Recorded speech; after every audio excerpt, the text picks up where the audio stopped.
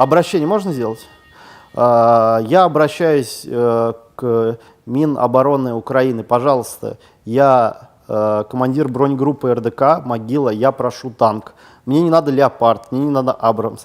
Дайте какой-нибудь Т-64, может там модифицированный, Т-90, может есть какой-нибудь трофейный. Мне нужен танк, и я обещаю, что я в этом танке либо сгорю, либо дам такой результат, который вот вас удовлетворит, и вы не разочаруетесь в том, что дали мне этот танк. Очень прошу. Спасибо большое.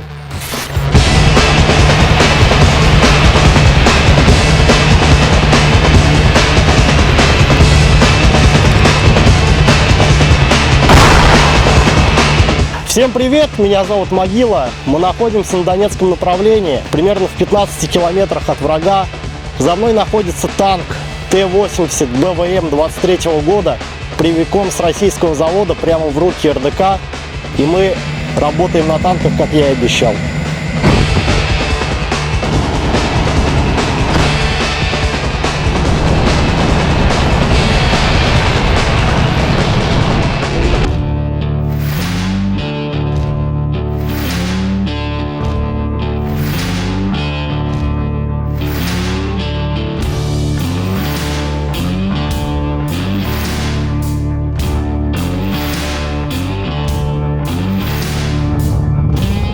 Танк Т-80 БВМ считается одним из лучших танков на сегодняшней войне за счет двух вещей. Первое – это высокоточная пушка, которая позволяет с расстояния 11 километров поразить цель размером 20 на 20.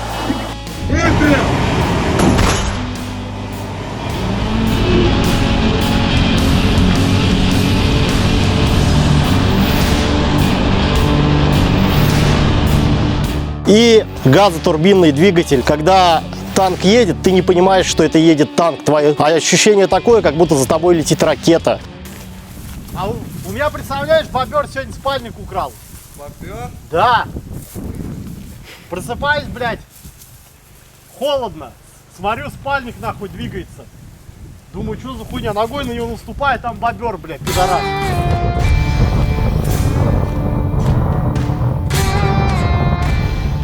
Так вышло, так показала эта война, что это вообще лучший танк, что есть сегодня на поле боя. Преимущество его в том, что в нем стоит газотурбинный двигатель. Простыми словами, это двигатель от вертолета.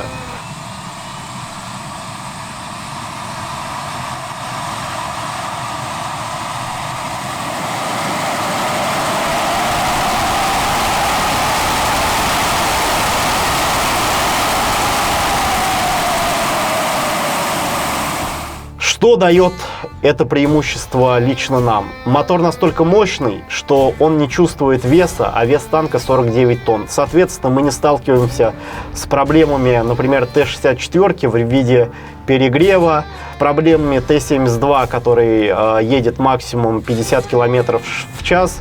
Вот конкретно этот танк, в котором я сейчас сижу, на Донецком направлении мы разогнали до 80 км в час. И если бы местность дальше позволяла, мы бы смогли разогнать его еще больше.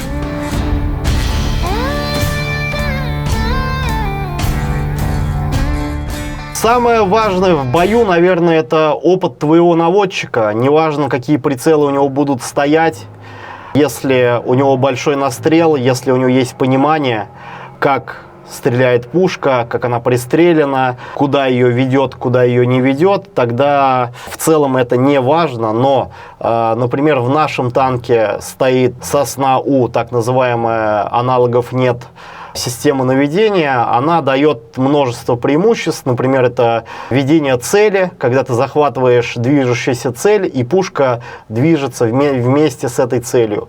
Сосна-У также дает преимущество стрелять управляемыми снарядами. То есть, если цель, на которую мы навелись и выстрелили, вдруг куда-то дернулась, то снаряд сам себя с помощью лазера доведет. Помимо этого, советские инженеры, они очень не берегли личный состав, они делали ставку на боеспособность, поэтому вот если сейчас посмотреть вниз, что именно под нами находится 28 заряженных снарядов, которыми мы можем стрелять в любой момент. Чем это чревато? Любое попадание под башню, и все эти 28 снарядов просто взлетает на воздух. Но преимущество в том, что при стрельбе на прямую наводку у нас перезарядка в районе 5-6,5 секунд, что намного быстрее, чем у того же Абрамса, у которого ручная перезарядка, несмотря на то, что ТТХ говорит, что там можно и за 2 секунды зарядить, но практика сегодняшней войны показывает, что автоматический механизм заряжания Т-80, Т-64, он намного эффективней.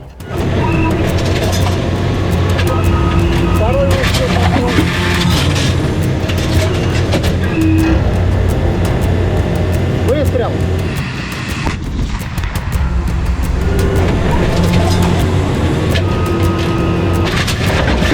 Выстрел!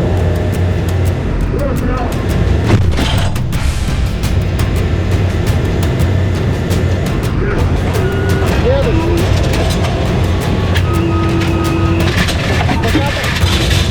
Все по команде. Выстрел! Выстрел! Могила отстрелялся! Откатывайся, могила, откатывайся! Плюс, уходим.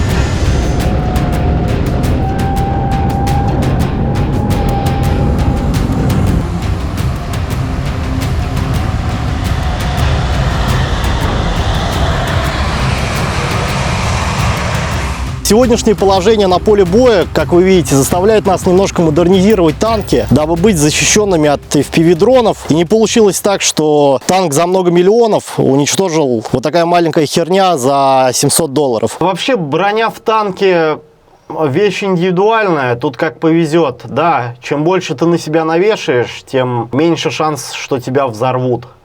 Но опять же, все зависит от того, насколько ты удачливый. И вот, насколько тебе повезло. В целом роли большой не играет. То есть ты всегда должен играть между тем, сколько ты навесил и сколько твой танк может вывести. То есть броня не должна влиять на работоспособность танка в плане его мощности мотора, его оборотов и прочего-прочего.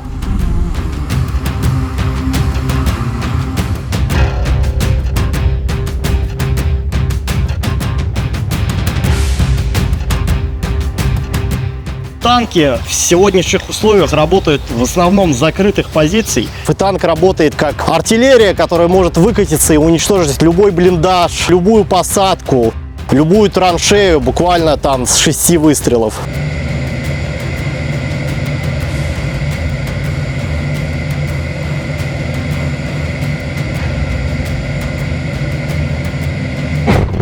Поскольку это высокоточная пушка, получается очень-очень добротно и очень-очень эффективно. Поэтому танк работает с закрытых позиций, мы выкатываемся на 8 километров до цели, отрабатываем и со скоростью света сваливаем назад, лишь бы нас не увидели.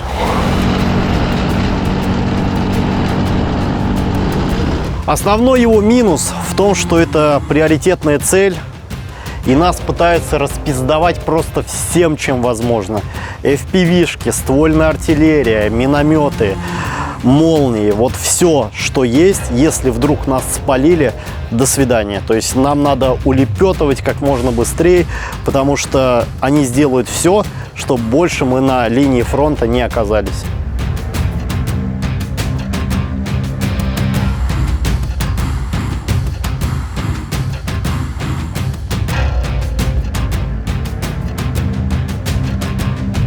Вообще танк, это большой живой организм, просто огромный. Тут миллиард нюансов, вплоть до того, что вот на Донецком направлении мы столкнулись с тем, что под танком один из болтов был затянут не до конца, тем самым не создавался внутри танка вакуум, и топливо не поступало в том количестве, которое было нужно. Поэтому, за всем надо следить. Фильтра, мост. То есть танк — это вот то, чему ты посвящаешь все свое свободное время вне войны. То есть ты приехал с боевых, И вот пока ты не проверил все, не почистил все, ты от танка не должен отходить. Кто бы что ни говорил, в танке самое главное – это экипаж. Не броня, не насколько у вас крутой мангал, не насколько крутые у вас модификации. Самое главное, что 3 человека в танке чувствуют друг друга, понимают с полуслова.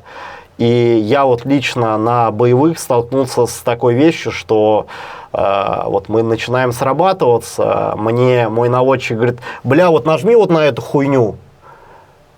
И я понимаю, что он-то понимает, про какую хуйню он говорит, а я нет. И вот эта вот притирка, она невероятно важна, она невероятно сложна, но как только эта притирка проходит, все, вы можете быть непобедимы. То есть понятно, что да, и FPV-дроны, с молнией и прочее, но самое главное это то, как экипаж внутри танка работает как единый организм. Выстрел!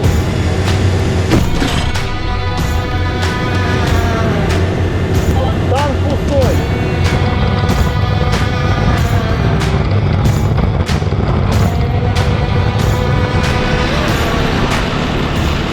Я в марте 24 года обещал либо в танке сгореть, либо дать результат. Пока танком РДК получается давать неплохой результат на поле боя. На одном из, не самых простых направлений вот эти вот малыши делают ветер.